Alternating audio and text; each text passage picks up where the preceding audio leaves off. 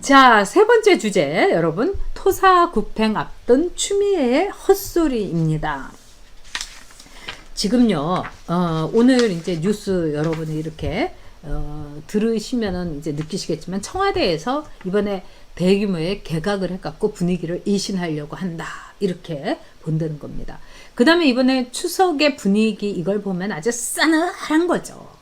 월북자 문제에 대해, 월북자로 그 공무원을 그냥 막 이렇게 몰아세우면서, 그 다음에 어떻게든지 도박빚. 아니, 그 사람은 2억인데 저는 4억이나 있는 사람이면은 월북을 했어도 저는 2번을 했어야 되는 사람이 돼버리는 거죠. 그리고 기가 막히죠. 더구나 공무원인데. 그리고 월북을 진짜 했으려면은 그 형 말대로 공무원증은 무슨 한이 있더라도 여기에다가 집어넣고서 딱 공무원증부터 먼저 보여줘야 되는 겁니다. 근데 그렇게 하지 않은 거죠. 근데 이 와중에서 이 월북자에 대해서 우리 국민들의 68%가 정부의 대응이 잘못됐다.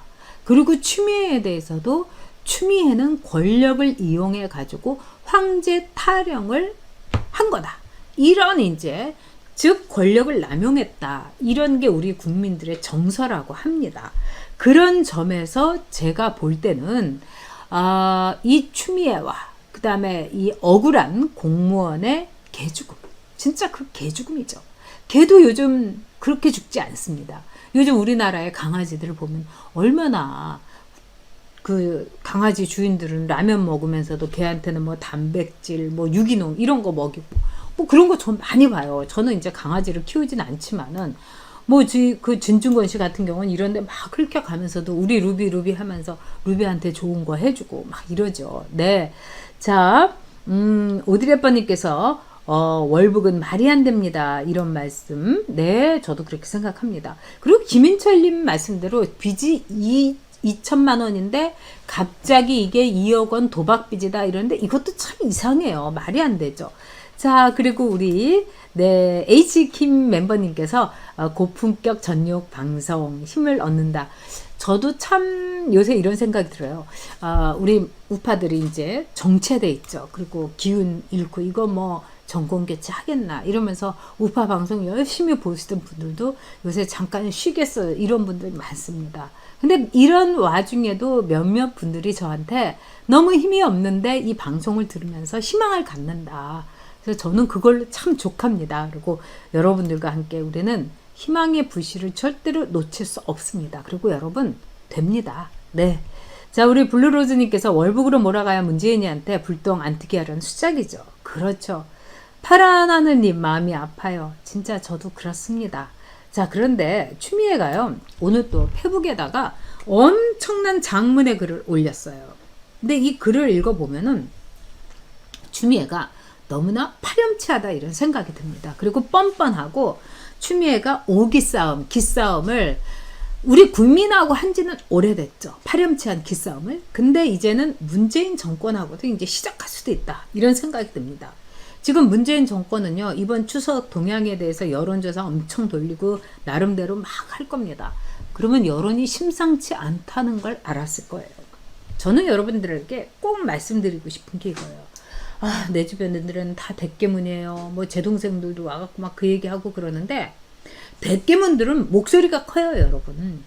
대깨문들은 그냥 막 맨날 하면은 뭐 달림이 어쩌고 달림이 영창으로 맨날 이런 얘기하고 막 다니는 거 아니겠어요? 근데 이 우리 우파들은 조용히 있는 거예요. 그렇기 때문에 대깨문들의 소리가 상대적으로 굉장히 커지는 겁니다. 네.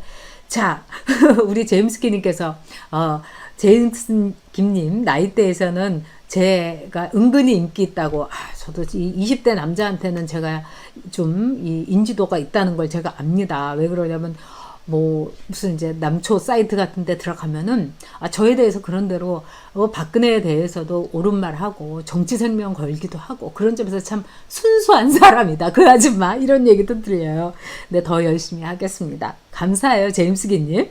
제가 이제 기운 빠질까봐 그런데 제임스기님의 댓글이 있는 한 에너지 뿜뿜입니다. 네, 이승옥님께서도 네, 이 방송 보며 힘내고 살지요.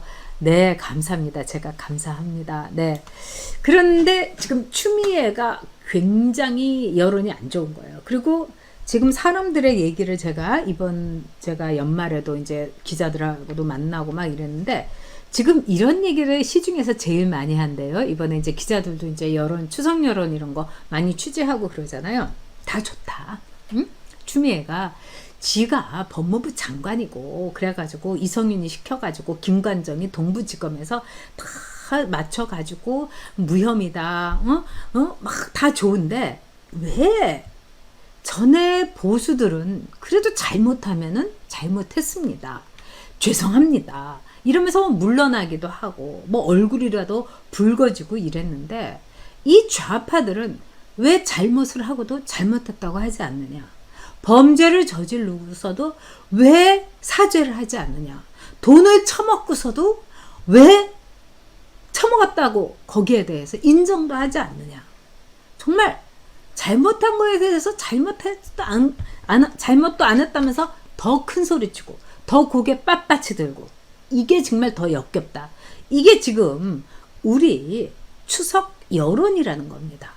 근데 추미애가 이 추석 여론에 대해서 제대로 들었는지, 아니면은 이제 나는 그냥 오기로 끝까지 간다고 생각을 했는지. 그 오늘 아침에 페북에 뭐라고 올렸냐. 야당과 보수 언론이 본질에서 벗어난 거짓말 프레임을 씌웠다. 그러면서 뭐라고 했냐. 우리 아들은 대한민국 군인에게 주어진 기본권, 이 안에서 그거를 기본 권리를 행사했을 뿐이다. 이렇게 얘기한 거예요. 그러니까 자기 아들은 대한민국 군인으로서의 기본권을 행사했을 뿐이다. 여러분, 이게 말이 됩니까? 근데 왜 대한민국 군인에게 기본권이 그렇게 있는데 그렇게 집에서 롤을 했는지 뭘 했는지 PC방에서 있었는지 그런 기본권을 갖고 구두로 말하자면 휴가 신청을 하고 또 구두로 부대장이 승낙을 했고 나중에 서류는 미비된 거 이거 다 하고, 아니 이런 군이 이제까지 있었습니까? 지금 우리 애가 군대 간들, 여러분의 아이들이 군대에 간들 이렇게 추미애처럼 구두로 할 수 있고, 그 다음에 보좌관이 전화를 다급하게 걸어가지고 또 보좌관한테 부대장 전화번호까지 휴대폰 번호까지 추미애가 건너주고, 이거는요 여러분들이 휴대폰 번호를 여러분 자식이 간 이 부대장 휴대폰 번호 건네준 거하고 추미애가 그 자기 자식 서아무개 휴대폰 번호 건네준 거하고 이게 비교나 됩니까? 추미애는요 자기의 권력을 이용해 갖고 대한민국의 모든 군인들에게 없는 특권을 자기 아들이 행사하게 한 겁니다.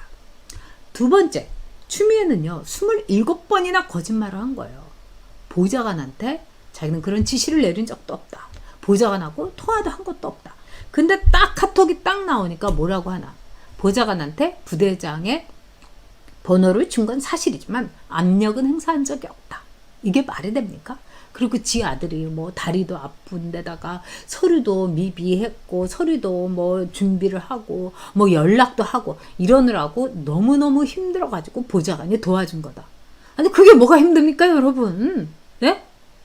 그거는 정말 뭐가 그게 힘든 일이에요. 그 모든 것에 추미애와 보좌관의 조력이 있었던 거죠. 근데 이 나라 대한민국에서는 그거는 대한민국의 군인의 모든 권리다. 정말 웃기는 거죠. 자, 잘못해도 빳빳이 고개를 들고 내가 뭘 잘못했냐. 거짓말을 해도 나는 거짓말을 한 적이 없다고 하는 추미애. 우리가 추미애 이번에 보내야 될 텐데, 지금 아마도 문재인은 지금 추석 여론을 보면서 추미애를 이 공깃돌을 던질 것인가 말 것인가 막 하고 있을 겁니다.